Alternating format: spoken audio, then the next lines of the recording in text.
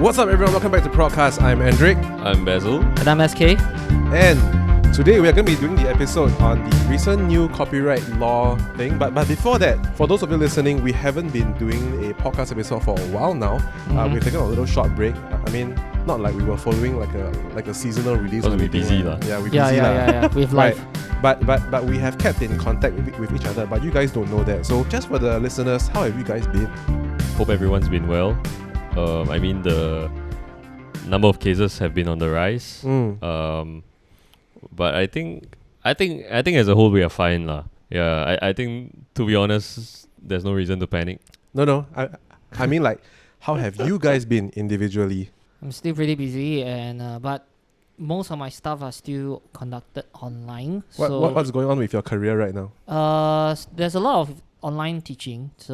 And I managed to get one new lesson, a very crash course for O-level students from foreign. For foreign students. So it's a very good opportunity to try something new. So I kind of felt that it was a good direction to go to for probably the next 1 or 2 years of my time. Yeah, but let's hope that there will be more opportunities like this happening. So, but right now, it is keeping me pretty occupied. What about you, Basil? Lots of things are happening, but I don't think I can really say. Oh, okay. Hopefully, there's a good outcome to all of them. Play secrets, yeah. Yeah, man. Yeah, hopefully there's a good outcome to it. So it will. Yeah, I mean, maybe we might know after this podcast goes out, but unlikely, right? Because it's gonna go out. It's gonna go out in the next couple of days because this topic is relevant right now. So I don't know if I will hear anything. Maybe after the next one. Maybe. I mean, just in case you are actually listening, our next podcast episode after this is going to be Shang-Chi review, so stay tuned to that. Yeah. Shang-Chi. Yeah. I mean, for me, it's been pretty much the same, just busy. I've had more clients. I mean, this couple of weeks has been a real heck of a fortnight, I think. Cause I've been shooting, editing, like on alternate days, so it's kind of crazy, but maybe that's a good thing. It's been busy for me now, especially the last 2 weeks or so, because in case of you don't know, we just stepped off of the Hungry Ghost Festival in Singapore. And usually during Hungry Ghost, I don't know about you, but I don't really have much jobs on, because I think maybe the Pantang. Yeah, pantang a bit lah. Yeah, correct. So I take it as a time to take a break. I mean, I still have a few here and there, but not a lot. But then once it ends, right, it booms. So I'm a boomer now. Well, you're not yet a boomer. Yeah, well, not yet. Normally, I have the stomach of a boomer already. Normally, the Hungry Ghost Festival period is like my low period also, but it's usually the case when I do NDP. But I didn't do NDP this year, so like I've just been working through July, August, September without taking much of a break lah. Yeah, that's true. Because usually when you do NDP, even though your other job site is low, but you have NDP to keep you busy. Yeah, and it's not just that, because it's like, okay, if I do NDP, I will know that towards the end of August or early September, I'll try to keep it a bit more free so that I can recover whatever time, free time I lost doing NDP. Yeah, but it's not the case this year lah. Do you miss doing NDP? Yeah, but I miss doing NDP in the older way where, you could see more people and meet more people, because the one I did last year in 2020 was obviously very much reduced because of COVID. Yeah, so it was more of just like getting the work done, but not that much of being able to meet and interact with other people. What do you mean by reduced? Okay, because normally when NDP is going on, then there's going to be obviously the trainings, and then there's going to be the events in between where they connect the sponsors with one another. So all those things did not happen last year because of COVID, or they happened virtually, which I feel obviously does not give it's not the most optimal scenario for anything. Like especially for the idea of meeting people for the first time. If you meet them for the first time virtually, there's always going to be that virtual barrier. Yeah, and no alcohol, so Okay, cool. So now that we have caught up a little bit with everyone, let's just go into main topic because this is actually a pretty heavy topic. I believe at the very least, me and Basil will have quite a bit to share. But it's also good that you are here, SK, because we also want the viewpoint from a consumer standpoint. Okay, so just to jump right into it, the premise for today's episode is basically the new change in the Copyright Act that will kick in November 2021. So in short, basically the act entails that from November 2021 onwards, whatever media taken, the copyright would immediately naturally belong to the person taking it, the photographer or the videographer or things like that. Although the headlines on Straits Times specifically say wedding, but after reading through that article and a few more articles, it actually envelops the entire media industry. So even for commercial photographers, commercial videographers, event videographers, so on and so forth, yada yada yada. As long as you take a photo or a video, it belongs to you. And your clients or customers, be it corporate or what, would have to negotiate the copyright terms with you. Okay, so that is just the gist of it. The more detailed stuff is 3 of them in specific. So 1, when creative works are used in public, including distributing them online, the creator or performer of the content has to be identified and credited. This include viral dance videos and photos of paintings in an art gallery. So not just photos and videos. 2, creators of creators of photographs, portraits, engravings, sound recordings, and films will be the default first owners of the copyright, even if they are commissioned to make them. But the ownership can be waived during negotiations. That is the grey area part, which we'll discuss later. And selling set-top boxes that offer access to pirated online streams of movies and shows will be banned. The changes also apply to any commercial dealings of pirated works through devices or services, including offers to sell such works. I would say the last one is not really the topic that we are covering today, but we'll still cover lah, right? Yeah. Okay, sure. I do have one very important question though. Is it any works that is after November or anything even before that? That's something we'll discuss later. Yeah. Because as of this moment, to last night where I did an update research, there's no exact news on that yet. So that's something that we can discuss lah. Alright, so based on whatever I've said, what do we understand from these changes? The idea of customer is king is no longer in place. At least for our creative industry. works, yeah.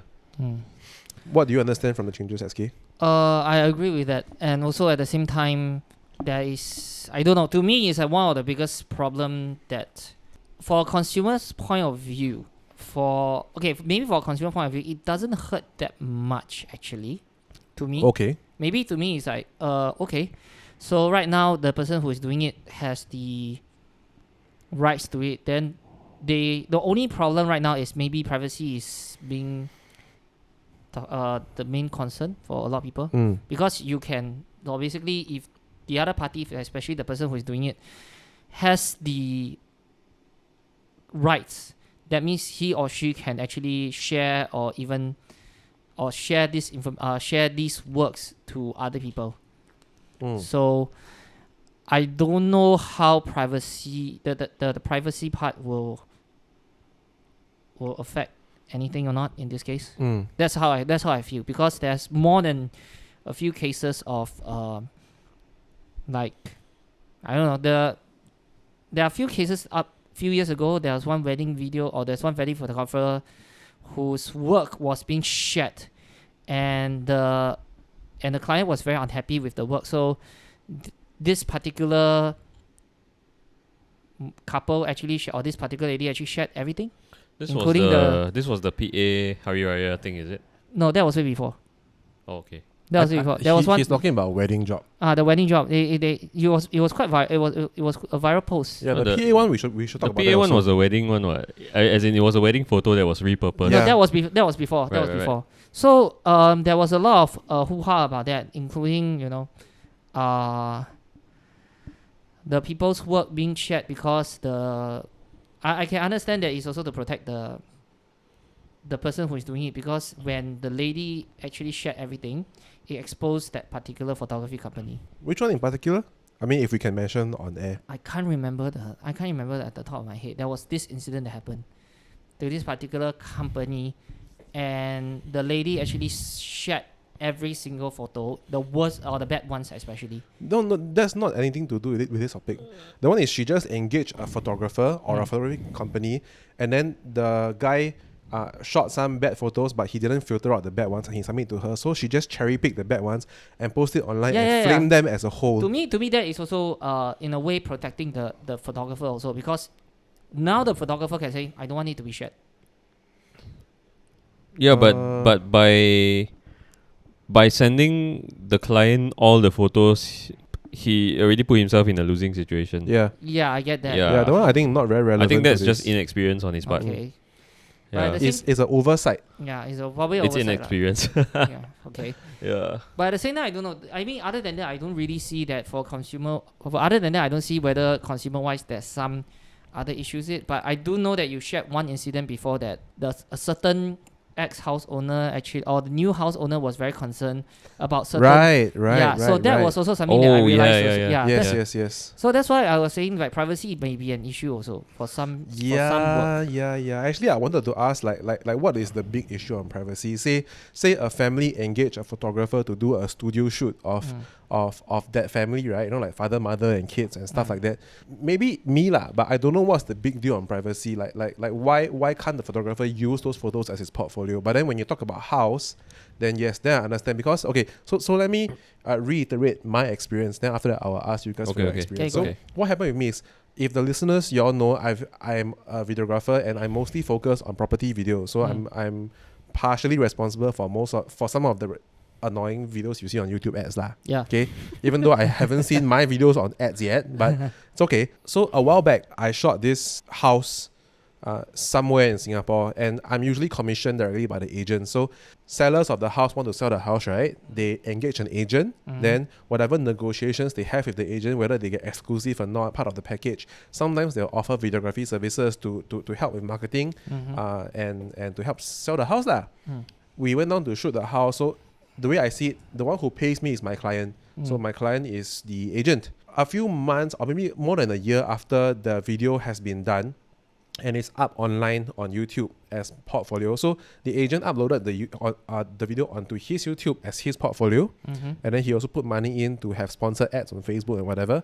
I also uploaded onto my YouTube to be my portfolio. So if let's say any other new agent clients chance across my channel, they can get a chance to see the kind of work I put out. So to help them consider whether they want to hire me or not. So it's purely for portfolio purposes. But I received a text and an email on my personal phone asking me to remove the video, saying that they are the new owners of the house, and saying that they don't feel comfortable that the interior of the house is now online for the world to see. I mean, saying it for the world to see is figuratively lah, not literally the whole world will go and check out their house lah. Right. But I understand where they're coming from, but I didn't remove it straight away. I actually double checked with the agent first, because after all, the agent's my client. And for me, I have this thing where yes, on my channel, I have like 400-500 over home tour videos. What does it matter if I take one down, right? But if everyone keeps doing that, if every single seller or buyer of a new house that I've shot before asks me to remove my video, very soon I have no online portfolio to show. So that's why I wanted to, I mean, I felt uncomfortable, but I did it anyway. The video is now currently unlisted, so only people with the link can access. So let's say if one day this agent wants to sell a house at this very specific place and wants to see a sample of a house video at that specific place, I can show that one. But other than that, it's not able to be searched online. From what I understand from the agent, apparently the owner has gone around asking people to remove, because apparently that house has been sold by different agents, or at least tried to be sold by different agents, but most of them didn't succeed lah. So that therefore there were a couple of videos on that same exact house. I mean, some houses are a bit harder to sell because big or expensive or whatever. So so the owner has actually, the new owner went around asking people to remove the video because they're not comfortable with it. So that's my experience. Do you guys have any shared experience like that? Not that I can recall on the top of my head regarding like copyrights and all that stuff, because usually my kind of clients, the clients I deal with, are very straightforward. I seldom deal with like clients who have clients, you know, that sort of thing. So any discussion of copyright is usually between me and the client, and you know, the usual things like media bias, loading, and all these are discussed all beforehand. So it's usually very transparent and clear. Okay, then what about, I mean, as a commercial cinematographer like yourself, I'm sure you've also had your fair share of experience of clients asking you for raw files. Yeah, just I think charge them for it. That falls under it as well, right? I just charge them for it. But yes, that's how you deal with it. But what do you think about it? Honestly, I think that for commercial work, I really don't care. Like if they want it, they'll just pay for it. I'll just quote them for it because I honestly have no use for those videos. Yeah, and I think corporate videos or whatever stuff that I do for clients, they don't really define me as as in the way that I would like to be defined as a professional. Yeah, like it's not like I go shoot a or produce a TV drama and then I don't get the credit or the pay or the rights or whatever, you see, even in terms of like a TV production, right? I don't think director of photography or camera operators enjoy the privilege of being recognized as a creator of the work. Yeah, because that's usually reserved for like the director or the screenwriter or the producer. Yeah. Right. So you're just a hired hand coming to a job and you go, you get paid and then that's it lah. Usually you don't enjoy royalties from the sale of the subsequent sales or anything. Yeah, you may get credited and that's enough lah. But for commercial client projects and stuff like that, I don't even care if I'm credited or not, to be honest. Yeah. I think that's also for me when I was doing my shooting in school. Quite honestly speaking, I'm actively doing that at that time when I was taking all the photos and all the videos. Even created one short skit with the school, and for me, at that point of time, I also have the same mentality as Bess, which is I don't really care whether if you use my work for other stuff or not. Everything is in the computer. I mean, the only thing that I didn't say is I will. You need to pay me for all the raw files and whatsoever. But technically you cannot, because at that point of time when you were shooting, you were employed under the school, right? Yeah, but it's not part so of... you see, that's that's but different that wasn't... thing. But to be fair, it wasn't part of my job scope. No, doesn't matter whether it's part Yeah. of job. So the difference is people like me and Basil, we are our own entity. Our company is a brand. It's an entity itself. So True. whoever that engage us, it's a equal kind of partnership kind of thing True. in a way. But whereas you were employed under a school, so even though it wasn't under your job scope, even if you take a photo with your phone, technically it belongs to the school because you are employed under them. They are paying you a for monthly school salary. work for school purposes. Yeah. Yeah. Okay. Ours is more like for commercial or for weddings or for portraits or things like that. Yeah. Okay. I would just say that it really depends on what the final product is, whether I care how my work is presented. Yeah, if it's a TV drama, it's a short film or whatever, of course I care how it goes out lah. But if it's something that I just shoot for a client who's gonna edit the footage on their own or whatever, right? I think it's more important that I do my job properly and the rest is up to them already. But what if... if the client wants to re-edit something that I've already edited, to me, as long as the cost doesn't, as long as they don't deduct the amount that they're paying me and they want to pay for the raw footage, whatever they want. Yeah. But okay, maybe for... I'll just let them do whatever they want because they're paying for it. Yeah, but what Yeah. if it's misrepresented? Like your work being used for other purposes and it has been misrepresented? I think that has happened more than once, and to be honest, I think I wouldn't care. I wouldn't care. I don't Yeah. care.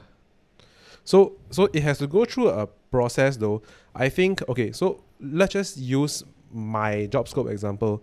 If let's say I've been commissioned to do a property home tour video, Yeah. right? My actual video under my brand name, under my channel has been stolen with my logo and reposted somewhere else, I'll be pissed.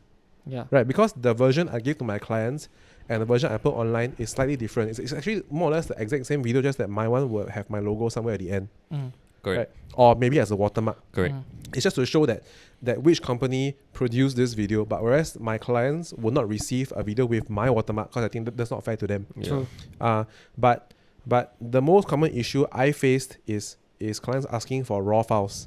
And if, like what Basil says, if my clients are willing to pay for the raw files, I will sell it to them at the rate that I asked for lah. Then whatever they want to do with it, I don't care already. Yeah, lor. Right, Because I they will- bought the files. Yeah, right? I not only will sell it to them, I will delete the files from my end so that I don't keep it for them anymore because I have no use for them. Right? Yep. The only issue I have is if somebody use my video with my logo and repurpose it for whatever reason. Yeah. Yeah, like I'm not gonna get pissy if I do work for like a government agency, right? And they decide to compile a year-end compilation of what they did in the year. And then they put the video that they work on with me inside their video. I'm not gonna be pissy over that. Whatever, man. Yeah. I don't care. I think they did that during our time Yeah. when we were doing. Well, I think one of the NDPs they actually had that. Yeah, But but I don't know whether it was last year or the year before. so what? They're just doing like something to, celebrate their year's achievements. I don't need to be paid for that. Yeah. Yeah. Like I've already correct. been paid for As the long original as video. they did it themselves lah. Yeah. Mm. But if they ask you for a re-edit, of course, then you have to charge. But that's a different thing. If they ask me to altogether. do it, then I'll charge them for it lah. True. Yeah. But what do you think is the most common misconception of the general public before this rule got kicked in? My experience is before this thing got highlighted, or rather thrown into the highlight right now, right, onto the limelight right now, right, some clients would think that, I pay Andric this much means I own everything, Yeah. That's right. right? But that's not the case, and sometimes I have to explain to them, and That's then when let's say I shoot photos or videos, especially weddings, the most common I guess, Andric, can I have the raw photos? Can I have the raw videos? Because maybe they want to edit themselves. Yeah. Because usually I'm quite clear in my invoice. Whatever they are paying for, the final deliverable is edited photos, 90% of them in high resolution. Yeah. When they ask why 90%, why not 100%, I say because that 10% is reserved for any bad shots. So I will take time to filter out as any professional should. Yeah. That's one thing. Second thing is they will only get my time during the event of the shoot and the final delivery, which is edited photos or video. True. You want raw, it's a different charge. Yeah. So sometimes when I explain that to them, some clients get upset because they think whatever they paid for means it's everything. I think sometimes they don't understand that they are just paying for the final deliverable. Even though it's explained, but it's explained clearly in the invoice, but they will still ask, can you make exception for me? Yeah, they will always ask for exception, yeah. But I always like to use the McDonald's analogy, Which is? if you buy a burger, right? I sell you the final burger. I don't sell you the raw ingredients, what? Yeah. Right? You buy a burger, one burger from me does not mean you own my entire stock of burgers. Yeah. And I think that is kind Like of you don't own the patty. Yeah. You don't own the packet of 10 patties that I bought to sell you the burger. Yep. Yeah. You don't own the cheese. You don't own the. Yep. Yeah. So that's that's what I always tell people. And I Sometimes kind of, they're offended. Yeah, but I kind of find it a bit weird because, like, you guys are actually spending time filtering out the bad ones so that they can have the good ones, and now they also wanted the bad ones as well. So it kind of feel like, why? Like, why would you say that they want the bad ones? I mean, as in, if they want the raw files 100, like the 100%, wouldn't that meant that they also wanted the ones that they are bad? No, also? I think it's just a idea that they just want to see everything. They don't know whether it's good or bad. They just want to see everything. But the reason for people like us withholding that reserved 10% is so that we won't get flamed online. Because come on lah, no matter how experienced we are, even if I've been doing this for 20 years, I will still have some bad shots, man. Forever. Yeah, 100%. exactly. Which is also the reason why I don't get why. I mean, I'm quite surprised when from what you guys said, that the client wanted everything. So it's almost like they assume that you guys have made perfect shots for. Yes. Yeah, that's everything. that's what clients always assume. Yeah. I mean, you can also use the McDonald's theory for that, right? When you see an ad on McDonald's, you see the burger in a perfect form. Yeah, correct. But when you go and buy, it's like, right? Mixing. Yeah. But you don't really hear people like, hey, fuck, I want a perfect one right now. Make for me again, right? So, wait, does that make sense? No, it's more of they don't. You don't see people when they buy the actual burger, right? Turn around and say, I want all your ingredients. I want all your patties. Yeah lah, that's what he said lah. No, as in That's even what I the said, bad that's what I ones. said. Even the bad ones. I want everything.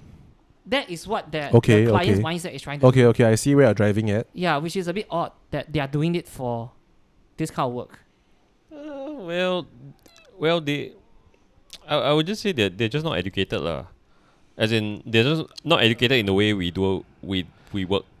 Mm-hmm. I think And a the way the different way industry of, works. of saying that is, yes, but maybe a nicer way of saying that is they just don't know the kind of materials that we deal with, lor.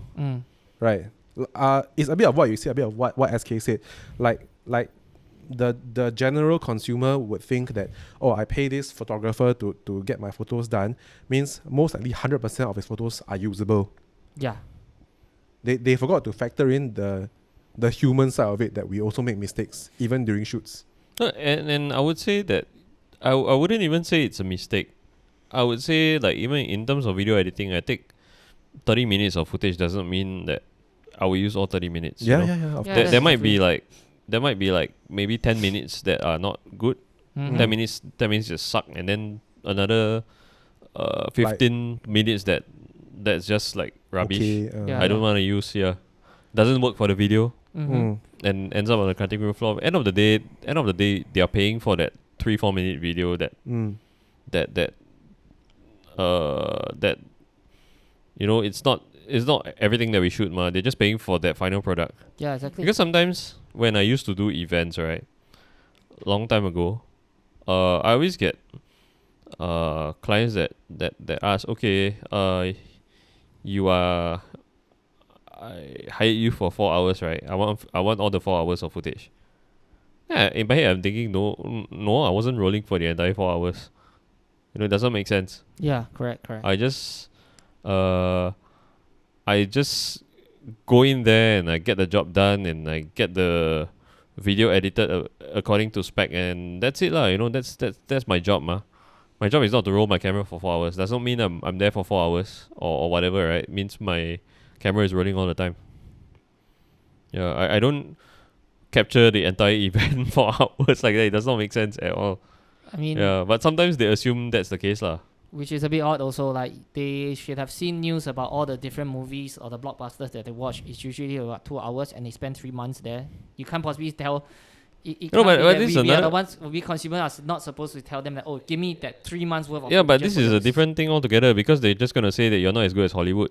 You know, it's No, why are we even bringing Hollywood into the mix? No, Yeah, no, exactly. as in that analogy that I'm saying, like, you sit down at the cinema, you sit down in the cinema watching a 2-hour film. You don't demand for that 3 month worth of raw footages to be shown to us. No lah, the as gap a consumer. bit too wide already lah. No, but I mean, as in that analogy comes to here, what? Like, why bother demanding for that 4 hours worth of footages when at the end of the day, it's the final product that people wants to see. well, it's different because they didn't pay for the movie to be made. Mm-hmm. They paid to watch the movie only.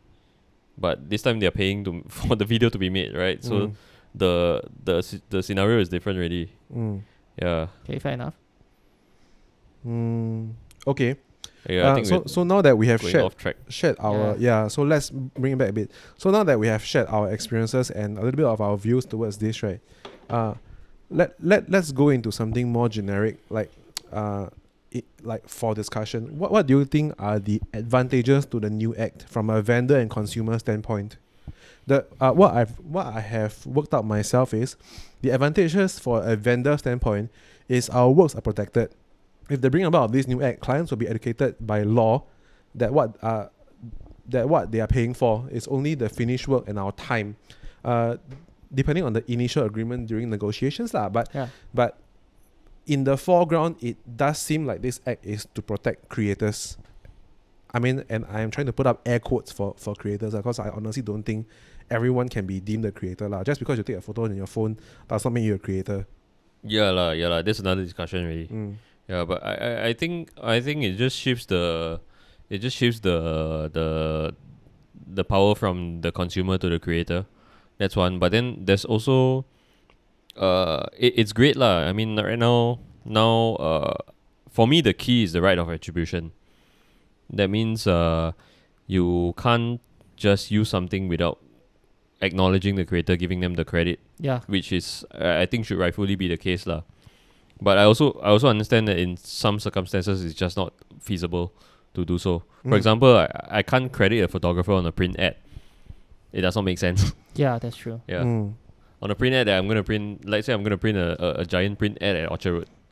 I'm not gonna put the photographer's name in fine print on the ad. Does not make sense. True. Yeah, so I think there has to be some flexibility there in terms of the law being passed lah. But I also think that the whole hoo-ha over license and loading and all that, it's a simple fix. I mean, Singapore law is like, especially when it comes to like outside criminal law. I mean, I'm not a lawyer, but this is just what I know. Based on contract law, everything is up to discussion, and if you can get a black and white sign with your client, whatever agreement you sign takes precedence over the established law. Yep. And they did mention that you know, they did mention that. Yeah, they did mention that you need to negotiate. Yeah. So it's not a. So what I see law. is that this law, this new revision to the Copyright Act, just gives us a bit more negotiating power. That's all. That's all. In the end, right, it all boils down to what you discuss with your client and what you agree upon. With your vendor as well. Yeah. So the advantages that are written down for the consumer standpoint is more or less what you guys said, but more summarized. The details transaction will be a lot clearer between consumer and vendor, because in my experience, a lot of clients sign up for photo and video shoots not exactly knowing what they'll receive at the end. There are some companies that I've worked with, or even some clients, like some friends who are clients of other companies that I've spoken to. The invoice is very generic. It's not detailed, right? They don't know. They don't really know what they're receiving, because everything is just lumped together. Yeah. And some of them can only take reference from their friends' experiences and naturally assume that is the industry standard. So this act could start a wave of copyright education among the public. Yeah. So to emphasize a little bit on what I just said. So for example, let's say I have a friend, John and Sally, right? They are about to get married. They want to hire a wedding team, a wedding photographer, wedding videographer, but they don't know where to begin, right? I mean, there are so many vendors out there. Who do you choose from? So naturally, you go and ask your friend who's already married. Like, let's say you have a close friend, maybe Sam and Kelly. You know, I don't know what the name's so similar. John and Kelly and Sam and Sally. Okay, Sam and Sally, John and Kelly. Yeah. All right. So when John and Kelly approaches Sam and Sally to ask for their experience, they will say, this is my wedding photographer, it's my wedding videographer. Oh, okay, how much do you pay? Oh, we paid X amount of money. So what do you get and receive? So what do you get in return? Oh, the photographer actually very good. He gave us both raw and edited. Then that will immediately start like the cogs. How can you do that? No, like the cogs in John and Kelly's mind will start churning a bit like, so you got raw and edited. You can do that. Oh. Yeah. So then in the end, they see their friends' vendors work. Not really my style lah. I don't want lah. So let me find another one. Oh, this one not bad. Let me go for it. So let's discuss. So we pay this much. Can we get the raw also? Oh, sorry, cannot. It's not our practice. Why cannot? My friends got leh. Then that's where the thing starts already. Oh yeah, I mean this kind of discussions it's because of normal. My friend got. It's normalized. Yeah. So I think having this maybe this advantage in the end still sounds like it's going towards the vendor lah. But I feel that it's education for the public. Okay. So again, the same question to you guys. What do you think are the advantages for the consumer standpoint and the vendor standpoint? Let's go with SK first. I mean, me and Basil are still doing this, so it's not really fair for us to share the consumer standpoint. You are a consumer. I'm pretty sure maybe you haven't, but you might in the future engage someone. What do you think the advantages could be from a consumer standpoint?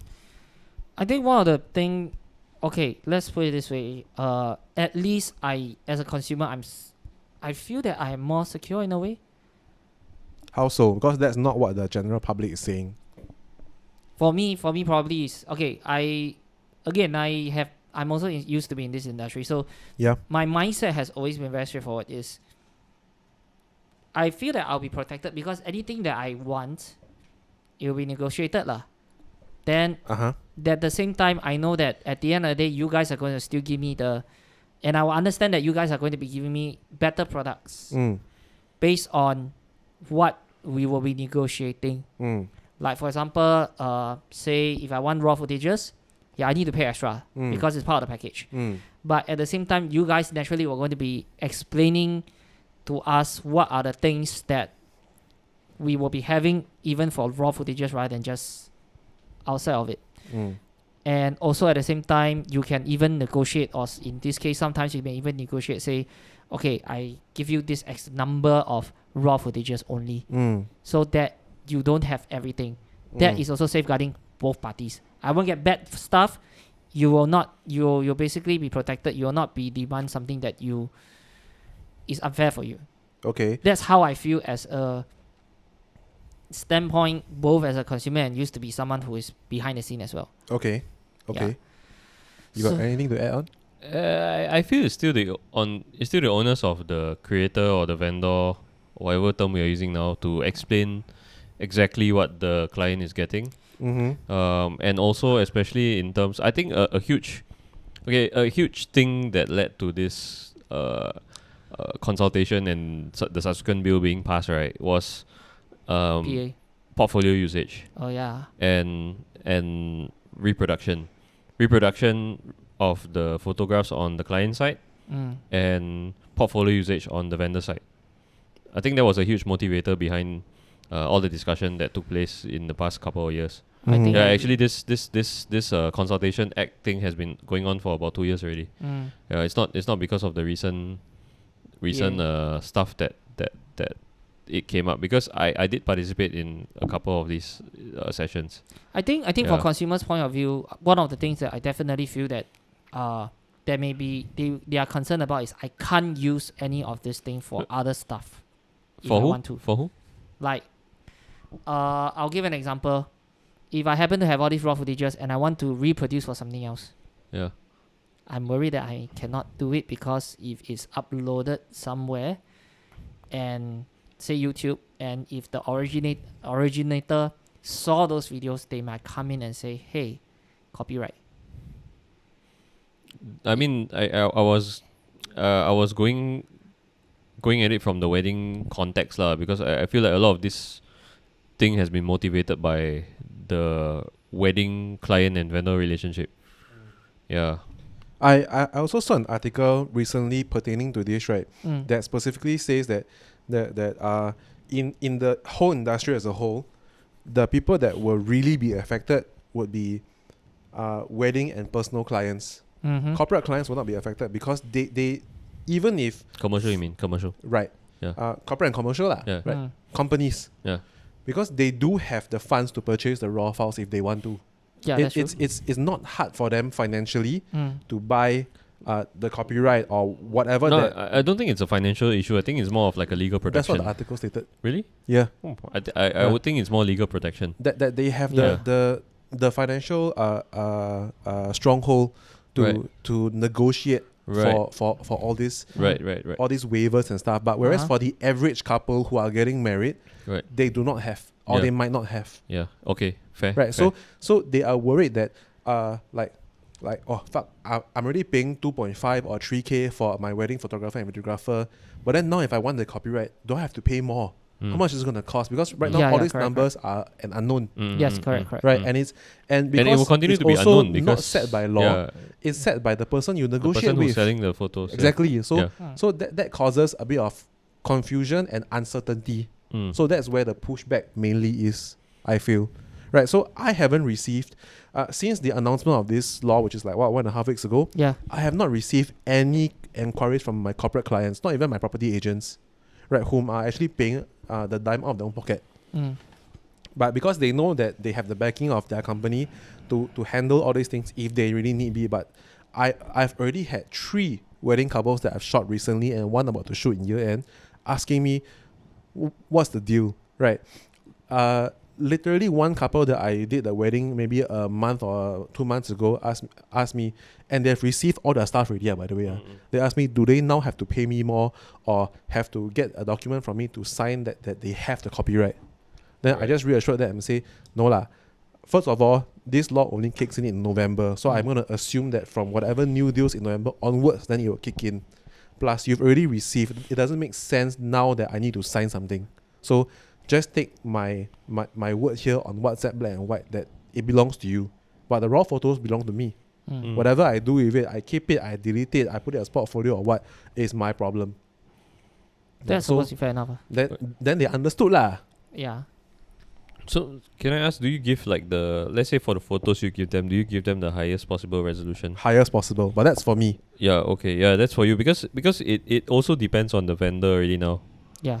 Yeah. Yeah, That 'cause Every might- vendor plays with a different set of rules. Yeah, and there may be vendors who will take this opportunity to increase the price. or even do a last minute price change Yes. just for that. Yes. And I know for a fact, even without this law, right, there are some wedding studios that do this practice that I do not agree with. You pay a certain tier, you get a certain resolution. Yeah. Yeah, I I don't heard like that. it. I heard I that. don't like that I either. do not freaking No, agree with it. I also don't agree with the practice that let's say they give you a bunch of items, like they give you a bunch of physical items, right? But they don't Yeah. give you the digital copies of it. And then if you want to reproduce the physical items, you have to go to them and pay more. Yeah, I heard. Yeah, before. I mean it's a freaking wedding photo lah. It's all part of their package lah. Yeah, but Yeah, it's how they yeah. keep themselves in business lah. Yeah. But it's how to say it's someone's personal event lah. So Okay, you see, you need a bit of heart there. the way that these studios are doing it, I wouldn't say it's wrong, but personally as a professional, I find that it's a bit icky. Because I don't like a lot of logistics. I don't want to have like a package A and package A.1, A.2 kind of nonsense. Is that for me is you give me one charge, I give you everything edited. That's it, highest possible. Then it keeps my logistics very simple. But that's my preference. I'm not saying that other studios that do that is wrong, but I just don't personally agree with it. But if some couples sign up with them and they buy into it knowing what the terms are, then good, right? Yeah. But I feel that what will be good for the consumer with this new act is studios like that will then now need to make their contract very crystal clear, because consumers now will ask. I would think that these people who already do this have very crystal clear contracts. Yeah. It's just that they may Yeah. worry that the studios may increase. I the can price. name you 3 studios right now that do not have like that, but they charge very high Yeah, but to be right now. yeah, but to Damn. be fair for this case for your case is you are a one man show, so Yeah. you don't need you will more be concerned about all the additional work, like the logistics, the accountings that probably that you want to try to avoid as much as possible. Yeah. These studios, they have people who are doing it, so they don't care. A lot of wedding studios are actually couple run business, maybe just 2 bosses, 1 male, 1 female, that's about it. But the accounting might not be Still done by them. serious. In my experience, in my knowledge, still done by the people themselves. Usually very small. But they appear very big. Mm-hmm. Right. Everyone else that so if you happen to walk into let's say a bridal studio, right, everyone else you see except for the bosses are just hired hands. Yeah, correct. They don't have any power to make any kind of decision. There's no board of directors, nothing. It's just 1 or 2 owners. That's about it. Mm-hmm. Right. So it's actually these 1 or 2 people that are still doing all the back end work. But they appear to have a lot of different options for consumers to purchase. But actually it's all these just lead to microtransactions, which I don't agree on lah. Yeah. But that's what I'm trying to say. Okay, so let me flip the script for a Yes. little bit, right? I just asked what were the advantages to this new act. What do you think are the disadvantages to this new act from a consumer and vendor standpoint? This one I think would prompt a bit of a slightly longer conversation. So I feel, right, the disadvantage, at least to the vendor, is it might actually hold back clients from making a purchase, from confirming our services. Yeah. Because clients can now flip the script and the powers could actually be with them and say, I don't want to hire you unless you give me copyright. You give me. If not, I go somebody else who is willing to do it for lower rate, kind of thing. So some consumers could actually use this to their advantage. And I think being in the vendor standpoint, I will worry about that lah. I think the flip side is also for the consumers. Definitely, they are also going to be questioning this, which is why I have said earlier, how much extra do I have to pay in order to get those services? Will and there will likely be, like you said, people who are going to be like cutting that particular corner just to get the business, which is also dangerous in a way.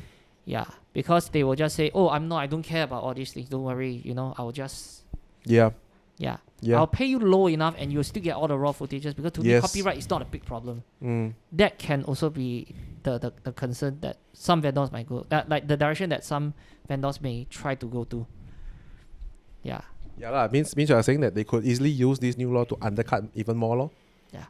What do you think? I'm not afraid of clients using this, because for me, if a client isn't willing to play ball with my terms, like isn't willing to play ball fairly like that, is not even willing to negotiate fairly, then I don't want them. But I think I'm more afraid of rogue competitors who would just as easily say, I don't care about all these things. It's exactly what he said. Yeah. Yeah. Yeah, Yeah. I and in fact, it's I mean, as in for your case, I mean, most of your work are mostly commercial and corporate shoots, but for wedding, it's a very cutthroat environment. Yeah, well, I don't do weddings lah. So yeah, but Okay. I mean, for Andric, So even just taking what you do and what I do, the earning power that we both have are very different. You do one video, you are charging maybe in the 4-5 digits. I do one video, I'm charging in the 3-4 digits. So I'm in a way financially one tier below you in terms of how much I price my. As in, you're looking for more volume lah.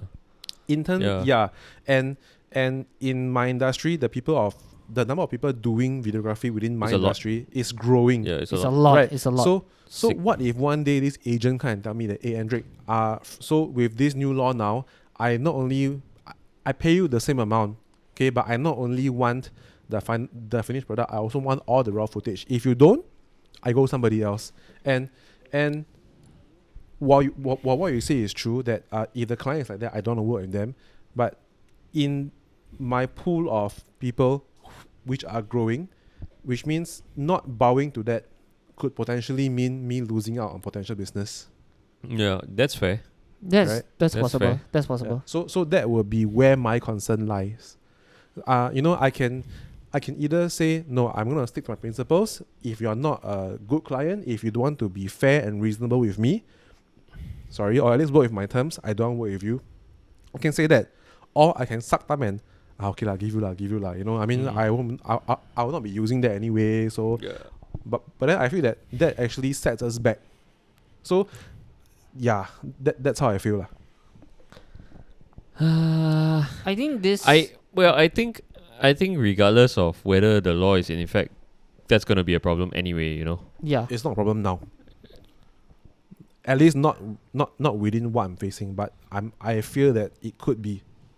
I mean, to be fair, even if this law doesn't kick in, they can always have people telling you, or other competitors say, never mind, it's okay. I'll charge this amount and I will still give you the raw footage. Yeah, because it's just a line. It's a never ending pit of undercutting, because people always want more for less. Yeah. So whether or not the law is passed, I think this problem still will remain. The only way to solve this problem for real, right, is for people in the industry to come together and agree to a certain form of standards. Yeah. But that is the tough part. Yes, that's the tough part. I would even call it tough, dude. I call it impossible. Yeah, it's near impossible. Yeah, because as much as we are the one community, we are still against each other. Like we are still, the client will either go to you or me. So why not me? Yeah. So unfortunately, a lot of people still have this kind of mindset lah. So we're never really gonna see like real growth until this mindset can change. I think one thing that it helps for your case with regards to this copyright law is that you can sieve out bad customers. No, but he's right to say that if you sieve out bad customers, you might find it that there are more bad customers than good ones, and that could lead to a loss in income. Yeah. Then it becomes a matter of survival already. Correct. Not a matter of upholding my artistic value anymore. True.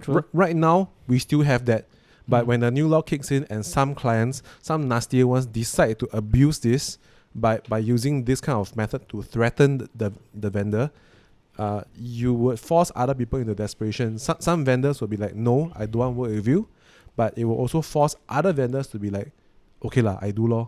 And then that might set a new industry standard, the wrong one within the mindset of the client.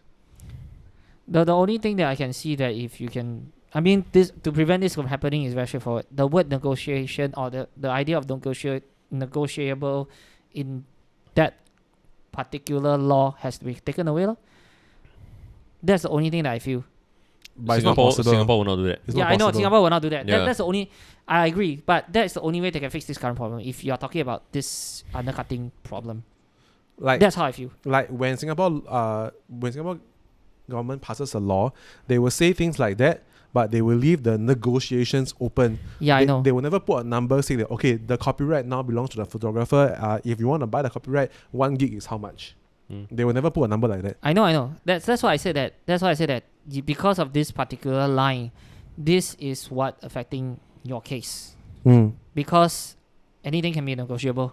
It's between the two parties. Or if I say that I don't need the copyright, I mean I can charge you lower without concerning about the copyright. Then if it's agreed upon, there's nothing like you guys have said, there's nothing the law can stop them. So this is the main reason why, even though this law may look like it helps the creators or the originator of the work, but the reality is this negotiable or this open for negotiation portion is the main problem that is a big loophole, I would just say. I wouldn't call it a loophole. Yeah, neither would I. Yeah, I would just say that it's a grey area at best. Yeah, it's a grey area at best, but I would say that it gives the opportunity for negotiation, which is important. It is because the law has to recognize that not all situations are black and white. Yeah, correct. Yeah, and that's why while the law stipulates that the ownership will vest originally with the creator is free to assign it to the client if they want. If they should want so through negotiation. Correct. You know, whether the client has to pay a fee for that or not, it's really up to the creator to decide. Yeah. True. Yeah. So you can just say, oh, okay, lor, I give it to you for free, lor. We just sign a contract. And the thing is, not everything has to be negotiated with a fee. Some people will just be fine, like, oh, okay, I give you whatever you want, but you must credit me. Yeah, exactly. Right? Yeah, Some could just be credits. I think it's a good thing because this would make people more aware of the need for contracts. Yeah. And when you have contracts, right, and that's where you can really separate the professionals from the amateurs. Yep. Yeah. True. Because if you don't like you know, a lot of fly by night companies and freelancers or whatever, they don't have contracts, and you know, they just everything is grey, lor. everything anyhow, Correct, and then correct. you know, they're the ones who are affecting the industry lah. So with contracts, with, you know, negotiation done properly, right, this could be better for the industry, I think. Yeah. And this could also push the industry towards having a proper set of standards. If you're a professional, you have to issue a contract. Yeah. Yeah. Although I do have a question about this is, Yeah. do you think that for a freelancer, do you think to them this is a concern?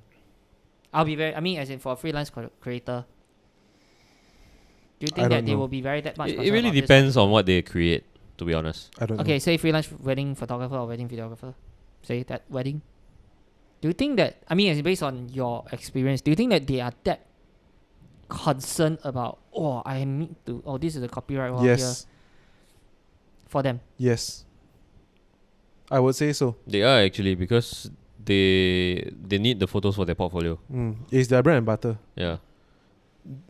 I mean, I don't As want to in- go into the conversation of what separates a freelance wedding photographer and a wedding photographer that owns a business, that owns a brand, you know, like it's official or unofficial kind of thing. I don't want to go into that today. No, as in they can just straight away say what? All you need to give me is, or all I need is the right to use it for my portfolio, and I'm done. Which is That why is already happening now. As in my point is they can just say that, okay, you maybe, let's just say to them it's already happening now and they are doing it. This law to them has nothing. No, but this law puts it in black and white that they are allowed to do that by default, which is important. Because right now, like what Andric faced, it's like somebody coming in and tell him, sorry, you don't have the right to put the video of my house online. You know, but if this law is passed and a similar incident happens later on, he has the right to put the video. It's written now in black. And black and white. And the new owner of the house does not have the right to tell him that he can't do that. Yeah, because they were not party to the contract. Yeah. I take that that example away from a corporate or commercial standpoint. I put it in a personal one. Okay, let's say today guy A and girl A got married. Yeah. Okay, I shoot their wedding, and then 3 years later they got divorced, Mm. and then girl A finds a new guy B, right? Does she have the right to say, Andric, can you remove my photos of my previous husband from your website because I'm married to somebody else now? Cannot, right? Cannot. There you go. Right, because then to me it doesn't make sense. You contracted me to shoot your wedding when you were marrying guy A. It's done and dusted. You paid for it. I've given you whatever that you've paid for, and whatever that is mine is my portfolio. Just because it looks nice. Okay, on your own time, you decide to, for whatever reason, divorce your husband. You found a new one. Just because of your social and PR status, you don't want me to keep that portfolio online. That doesn't make sense to me. Mm-hmm. I'm pretty sure that's really a very... I don't know whether how many times you experience that, but I don't think so. It's a very... I mean, this specific one, no lah. Yeah, correct. But it is exactly what he said. Yeah, correct. But in a more relatable context. True. But to be honest, this is a very rare occasion. The most, I think, for consumers' point of view is just concerning, do I need to pay more? To me, that's how that's how I see. Also, or can I use it for other things now that you are also controlling it? some people might not be comfortable with the idea of the photographer using their photos and in their portfolio, wedding photos or whatever. Right? Yeah, correct. It's So not private stuff. this gives rise to the opportunity for the creator owns the copyright, right? So they can do anything they want with it. That's Yes. one. So this allows there to be a buyout clause. Okay, if you don't want your photos to be used online in my portfolio or what, you pay extra lor. Yeah. You pay to buy out the rights lor. Yeah lah, but that's his concern. He's saying that for the average person who engages someone like that, their concern is how much do I have to pay to buy out to activate this buyout clause, because there's no that number is unknown. Yeah, it's an unknown number. And not to mention any creator can immediately check out the price right now for this. I mean, okay, them doing that is up to them. It's not for us to say, but at least I see it as positive, because then now the average consumer would really have to do their homework before signing a package with anybody. Yeah. Right? You want to get married today, you want to do a family shoot today, you engage or you approach 5 different photographers, you ask them for all their T&C, make sure you get all the fine print, and you see which one suits you best. Right? Some people are okay with them having the photos as portfolio, some people are not. Then you just go with the one that fits closest to what you are okay and not okay with, lor. It's as simple as that, right? Yeah. So personally, I didn't see the point for the big hoo-ha. Actually, I don't really see that as a big hoo-ha, except probably someone has to pay more, that's all. Yeah lah, just money lah. Yeah. Money and privacy. Yeah. The only thing probably for me that I'm looking at is there will be someone who is going to choose to undercut this by telling the other party, I don't care about The one we cannot control one. Yeah, that's the only thing. That's the only thing I feel. I did mention this just now lah, and that's why I said that. It can't be controlled, yeah. But that's definitely. But what I meant is, this is the only biggest problem I feel that is when we have already discussed it. So there isn't any much things that can raise a lot of concerns about. In fact, it's actually like you guys say, it's actually protecting both parties in a way. That's how I feel. Like after listening to, I guess it's just how you look at it. I mean, well, end of the day, subject to agreement. Yeah. So, yeah, I don't understand the big hoo-ha either. Yeah, I also didn't understand the big hoo-ha either. Okay, maybe probably because I'm not doing wedding shoots, or neither am I getting married anytime soon. So don't say that. Yeah. I think people generally get very antsy every time you mention like law, copyright or whatever, because nobody really understands anything about it.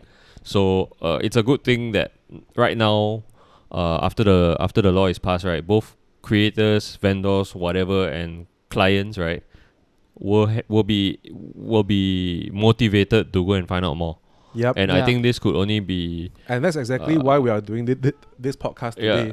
So that we get to share... So as creators, air quotes, me and you, and maybe SK as well, we get to share our point of view and what we feel and where we stand on this. Yeah, correct. Because I think that would just give rise to more contract and copyright education, which is a good thing moving forward. However, I think there's one thing that I'm not really happy about.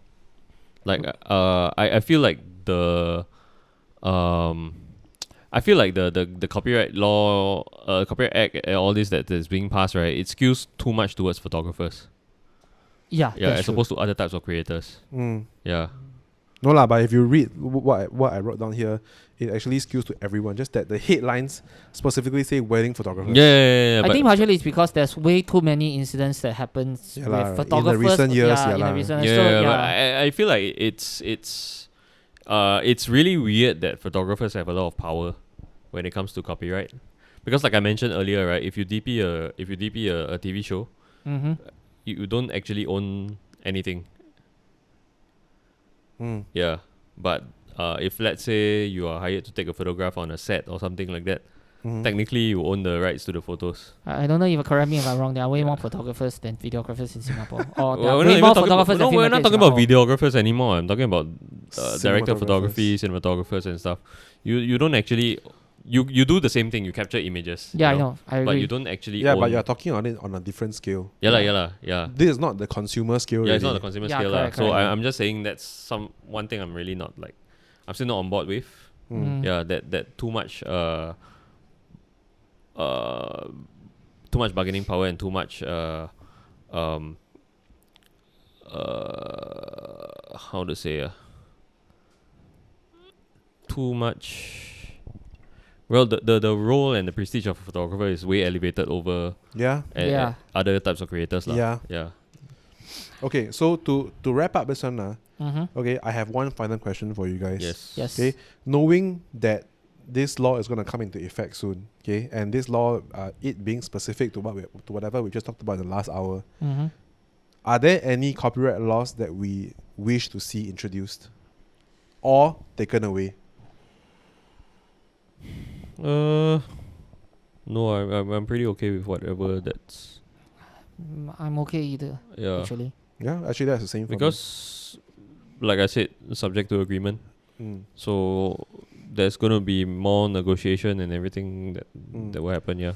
Because at least for a day to day for me, with or without this law, it's not going to change my life much. Mm. It's not going to change my workflow much. It's just that it will open up more contract conversations with the client. Yeah. But that's about it. Like once it's agreed, then everything will proceed as per normal. Yeah. And if I can add, I think the benefit is that we'll get to have more open discussions of royalties, especially at Possibly. the kind of work that I do. Yeah, correct. Yeah. So that's a good thing lah. If I can add that as Or much. Yeah. To be exact, actually, I really hope to see a little bit more topic about royalties.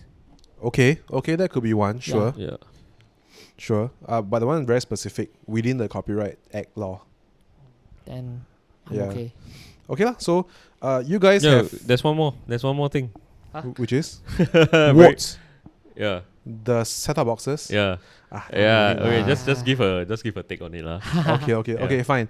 So I don't really understand that because I don't know what set-top boxes are. Do you know? Yeah, so basically, if you go to Simlim and buy a one of those Android box for $99, and you Yeah. can watch like 300 channels, Yeah, that sort of yeah. thing. Now it's gonna be banned. Hmm. I Yeah. thought it has been the conversation. I think it's I a don't know great why thing. they took so long. I'm all for that lah. Yeah, I think Ban it's a it great lah. thing. Yeah, I think it's a great thing. No, I just think that I just feel that why did they take so long? It's like a conversation I that agree. been going for I agree. so They long. took so long to do it. Yeah, exactly. Now then Yeah. they say, oh, we are banning it. Like seriously, quite honestly speaking, even for me, like I don't really use it anymore. Like a lot of uncle and I know there are a lot of uncles who are using it. Can I give my take on that? Yeah, sure. I think in the recent years with the rise of streaming sites, more and more countries or more and more governments are forced to enforce this law. For the longest time, it's been turned to a blind eye. But no. But because more and more streaming sites are having their own streaming site exclusive stuff, Yeah. where that's where they make their money. Okay, in the past, without all these streaming sites, like when Netflix wasn't that big, when there wasn't Disney Plus, when there wasn't a HBO Go or Max or other things like that, Yeah. right, or Prime, movies get made, it gets put into the cinema, people pay to go and watch it, the studio earns the money anyway, right? After a couple of months, then somebody, then when the Blu-ray or DVD is released, somebody rips it, put it onto all these sites where you can access via all these boxes. But by that time, the studio has already earned their box office earnings already, right? But right now, with the rise of streaming sites like Netflix and maybe Amazon Prime or maybe even Apple, right? Apple has their own exclusive show like Ted Lasso, right? Netflix has their own exclusive shows like I can't really remember what lah, but they have their own exclusive where that's where they earn their money. And the moment that is released, people can actually rip it off straight away and allow people to watch it for free. No, I think that's a different conversation. That's still happening. It's just BitTorrent. Yeah, it's just that no. But set-top box allows you to watch like TV programs from overseas, like TV channels from overseas, stuff that you don't have the rights to broadcast. So I think it's more of a censorship thing, especially when it comes to live sports and stuff like that. So set-top boxes, you can basically, if you don't subscribe to Singtel for EPL, you can just buy a set-top box from Simlim and it allows you to access like the EPL channel from like Malaysia or something like that. I see. Correct. Through an IP or. So it's sort of like a VPN kind of thing lah. Not really. Not really, but I don't really understand how it works. Yeah, I think it works through like it works through like the apps. IP box. I think itself. No, basically they work through work through apps, and then these apps actually connected to various channels. And then you can just take it from there. I see. Yeah. So it's again, this is something that is being ongoing for years, and it took a pandemic to really stop them and not to mention I think pandemic as well because So I felt that why stuff. so like why do you take so long? It's like it is kind of get like so many of the creators are being affected because of that, and then now they only started to enforce this. It's a bit too not really creators, but more the networks lah. Yeah, networks are to be fair lah. Yeah, and the rights holders. Yeah, because honestly, over the past few years, sometimes some extended family members of mine make me feel like an idiot for subscribing to like Netflix or whatever, because they say they can just watch the shows for free. Yeah. Because they buy the box. That just tells me how cheap you are, lor. Yeah, and I'm like, and I'm like, sooner or later it's gonna be banned. So good riddance, And now it's banned. I'm like, finally. So then, what's gonna happen to people who already purchased these boxes at home? I think, are they still gonna be able to access all these things? I don't think so. They can't. I think they might actively block it. Yes. Yeah, they will. Based on what is written. Just pay for it lah. I mean, I feel that I don't even really have to go and learn what all these boxes do. The keyword within the exact law is the ban applies to any commercial dealings of pirated works. The moment it's pirated, just ban it already. Like it shouldn't even be that way. Correct. I mean, piracy is already banned somewhat. Yeah. So I like SK. I don't understand how they allow set-top boxes to fester for the longest time. I mean, you go to any IT show, PC show, people are selling the set-top boxes like mad. You don't need to go to PC show. Just go to nearby. I think where's the. Go to Simlim can already. No need even Simlim. There are quite a few. There are a few shopping malls that basically have some booths that. Oh yeah. That's right. And they are really just showing you guys the actual latest movies or shows.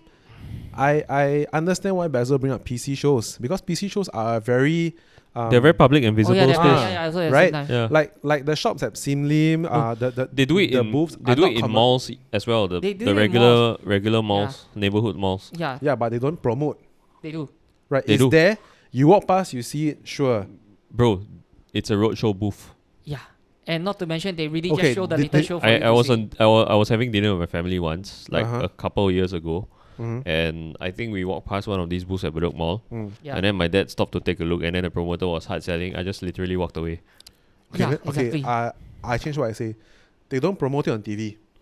Whenever there is a PC show, they put money into doing ads on the radio, to put on YouTube, to put on TV, to ask people to go to the show to buy stuff there, and it's right there for the purchase. Yeah. Right. So it's not widely commercial. Yeah. But to be fair, they cannot.